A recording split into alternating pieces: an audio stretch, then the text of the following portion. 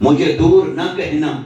مجھے دور نہ سمجھنا، میں دور ہوں ہی نہیں، بلکہ نحن اقرب الیہ من حبل الورید، میں تو تمہارے اتنا قریب ہوں، اتنا قریب ہوں کہ تمہاری شہرک سے بھی زیادہ تمہارے قریب ہوں۔ تو جو شہرک سے زیادہ قریب ہو،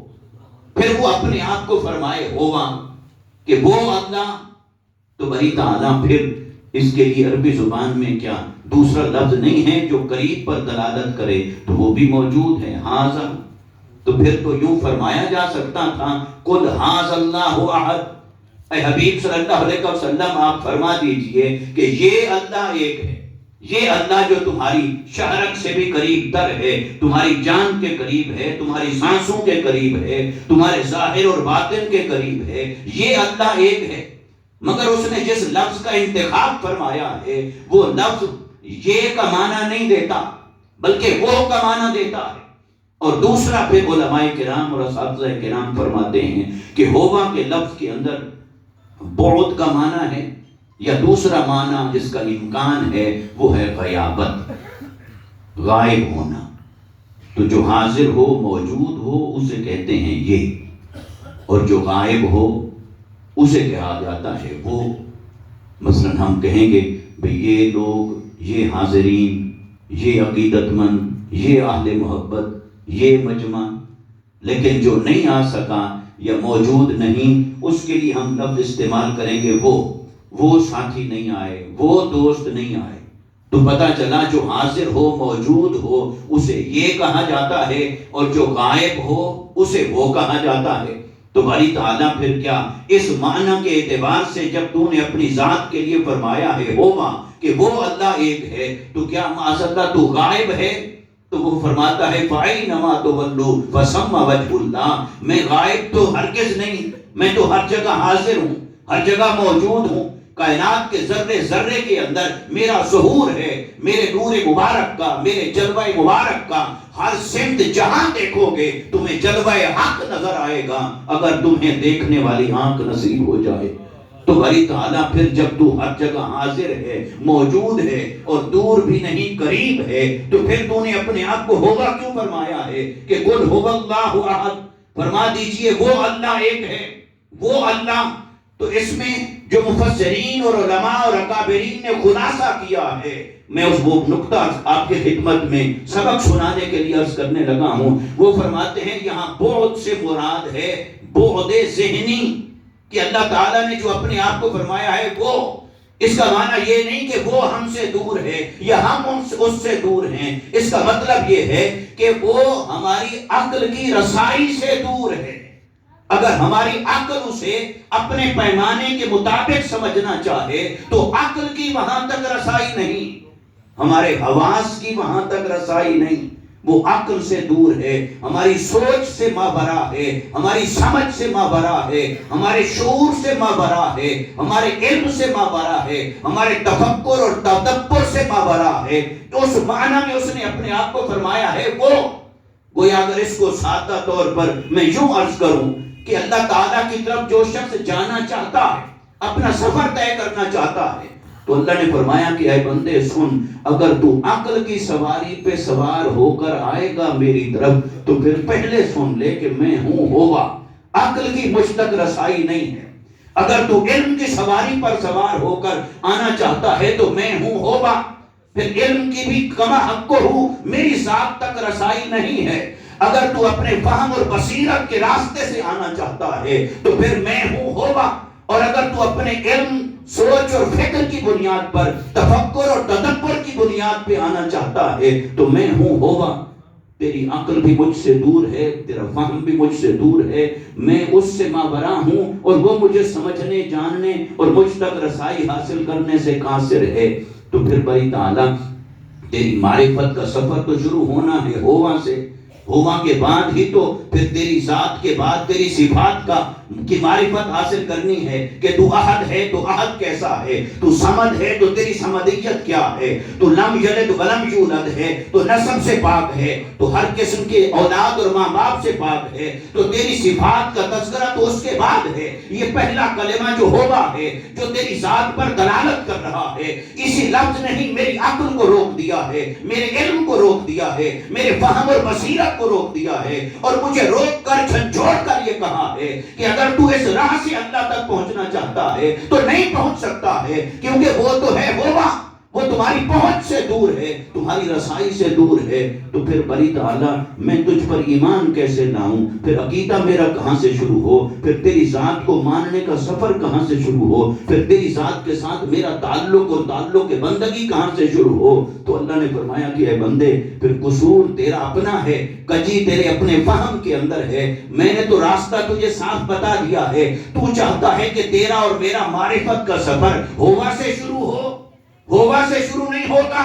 تیرا اور میرا معرفت کا سفر ہوا سے شروع نہیں ہوتا۔ تو ایسا کر، ہوا سے اگر مجھے جاننا چاہے گا تو پھر مجھے نہیں پہنچ پائے گا، مجھے پا نہیں سکے گا، مجھ تک رسائی نہیں ہو سکے گی۔ ایسا کر، ہوا سے تیرا اور میرا براہ راست نہ کوئی تعلق جڑتا ہے نہ جڑ سکتا ہے، تو واپس پلٹ جا، ایک قدم پیچھے دیکھ، کل اس دہلیز محمدی پر واپس جا، تیرے اور میری معرفت کا سفر بھی کل سے شروع ہوگا، ایمان کا سفر بھی کل سے شروع ہوگا، ہدایت کا سفر بھی کل سے شروع ہوگا، معرفت کا سفر بھی کل سے شروع ہوگا، اور قرب کا سفر بھی کل سے شروع ہوگا۔ تو اے بندے، اگر تو مجھے پانا چاہتا ہے تو پھر در مصطفیٰ پہ جھک جا، کیونکہ در مصطفیٰ ہی تجھے خدا کی دہلیز تک پہنچاتا ہے۔ تو اللہ رب العزت نے جس سورہ مبارکہ میں کاملاً اپنی معرفت کا تذکرہ فرمایا ہے، اس سورہ مبارکہ کے شروع میں جو لفظ استعمال فرمایا ہے کل، وہ ہمیں پیغام دے رہا ہے کہ عام انسان اور کوئی بندہ رب تعالیٰ کو براہ راست نہ جان سکتا ہے نہ سمجھ سکتا ہے، اس لیے اس نے فرمایا ہے الرحمن فاسأل بہ خبیرا، کہ اگر اس رحمان کے بارے میں کبھی کچھ جاننا چاہو تو پھر کسی باخبر کے دروازے پر جایا کرو، بے خبروں کے پاس نہ جایا کرو، کسی باخبر کے دروازے پر جاؤ۔ الرحمن وہ رحمان ہے، فاسأل بہ، اگر اس کے بارے میں سوال کرنا چاہتے ہو، جاننا چاہتے ہو، اس کی معرفت حاصل کرنا چاہتے ہو، اس کے ساتھ تعلق بندگی بنانا چاہتے ہو اور تعلق محبت کو استوار کرنا چاہتے ہو، تو سنو، اگر اللہ سے اپنا تعلق بنانا چاہتے ہو تو کسی باخبر کو تلاش کرنا، کسی خبیر کو تلاش کرنا۔ اگر تمہیں کوئی باخبر میسر آ گیا تو اس کے دروازے سے پھر تمہیں میری خبر بھی میسر آ جائے گی، اور اگر کسی باخبر تک تم نہ پہنچ پائے تو پھر میری خبر آسان نہیں ہے، میری خبر حاصل کرنا پھر تمہارے بس میں نہیں ہے۔ اور یہاں پر اللہ تعالیٰ نے یہ نہیں فرمایا کہ فاسأل بہ علیما، کہ میرے بارے میں پوچھنا ہو تو کسی علم والے سے پوچھ، یہاں لفظ علم کا نہیں استعمال فرمایا بلکہ لفظ استعمال فرمایا ہے خبر،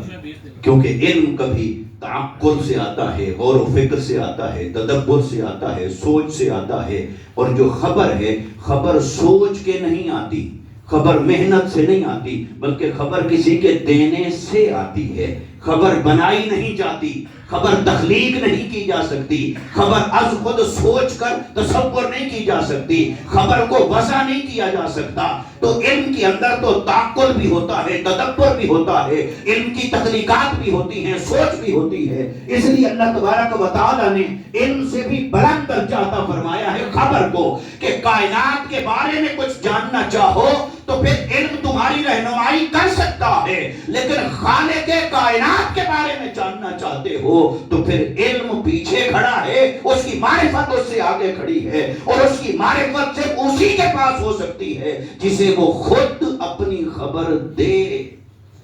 اور اگر وہ خود کسی کو اپنی خبر نہ دے تو از خود اس کے بارے میں نہ کوئی جان سکتا ہے نہ کوئی خبر رکھ سکتا ہے۔ جس سورہ مبارکہ کو سورہ توحید کا درجہ عطا فرمایا، اور جس سورہ مبارکہ کو سورہ اخلاص کا عنوان دیا ہے کہ اس میں خالصتاً اللہ کی ذات اور صفات کا بیان ہے۔ اس سورہ مبارکہ کی ابتدا بھی اللہ تعالیٰ نے جس کلمہ سے فرمائی وہ لفظ ہے کل، جو ہمیں اس بات کی طرف متوجہ کرتا ہے کہ اس کی خبر پانے کے لیے کوئی زبان ہو جو اس کا تذکرہ کرے، پھر وہ ذکر اور نور تمہارے دلوں اور سینوں کے اندر پیوست ہو جائے۔ اللہم صلی علی سیدنا مولانا محمد وعلی آلہ وصحبہ وسلم۔ اپنی صفت کے اندر جس چیز کو بطور خاص یہاں بیان فرمایا ہے، اپنی توحید کے بعد، وحدت کے بعد، صمدیت کے بعد، وہ ہے لم یلد ولم یولد۔ فرمایا کہ اس کی شان یہ ہے کہ وہ اس نے کسی کو جنم نہیں دیا اور اس کو کسی نے جنم نہیں دیا۔ گویا وہ ولادت سے پاک ہے، وہ تولد سے پاک ہے، وہ مولد سے پاک ہے، وہ پیدا ہونے سے پاک ہے، پیدا کیے جانے سے پاک ہے۔ اس کے نہ ماں باپ ہیں، نہ اس کی اولاد ہے، نہ اس کے اصول ہیں، نہ اس کے فروع ہیں۔ تو گویا جس کی اولاد نہیں وہ خدا ہے، اور جس کے ماں باپ بھی نہیں وہ خدا ہے۔ وہ اصول سے پاک ہے، وہ فروع سے پاک ہے، وہ نسب سے پاک ہے، وہ جنس سے پاک ہے۔ کیونکہ جب اولاد اور ماں باپ ہوتے ہیں تو ان کی جنس بھی ایک ہوتی ہے، پھر وہ ایک دوسرے کا جز بھی کہلاتے ہیں، وہ کل اور جز کا رشتہ بھی رکھتے ہیں، وہ جنس کا رشتہ بھی رکھتے ہیں۔ تو اللہ کی شان یہ ہے کہ جو جنس سے بھی پاک ہے، جو کل اور جز سے بھی پاک ہے، تو اس نے فرمایا میری شان توحید اور میری شان تنزیہ یہ ہے کہ لم یلد ولم یولد، میری ولادت نہیں اور میرا تولد نہیں۔ تو پھر یہیں سے فرق پیدا ہوا خالق اور مخلوق کے درمیان، ایک انسان اور خدا کے درمیان، کہ جس کے ماں باپ نہیں وہ خدا ہے، اور جن کے ماں باپ ہوتے ہیں وہ انسان ہے۔ جس کی اولاد نہیں وہ خدا ہے، اور جس کی اولاد ہوتی ہے وہ انسان ہے۔ اور انسان کامل حضرت محمد مصطفیٰ صلی اللہ علیہ وسلم، جب آپ کی ذات کا ذکر خیر ہم کرتے ہیں تو گویا یہ آقا علیہ السلام کے میلاد کا تذکرہ کرنا، ولادت کا ذکر خیر کرنا، یہ نقطہ توحید بنتا ہے۔ جب ہم آقا علیہ السلام کے میلاد اور ولادت کی بات کرتے ہیں تو وہ ایک پیغام ہوتا ہے کہ جس کی ولادت نہیں وہ خدا ہے، اور جن کی ولادت ہوئی وہ مصطفیٰ ہے۔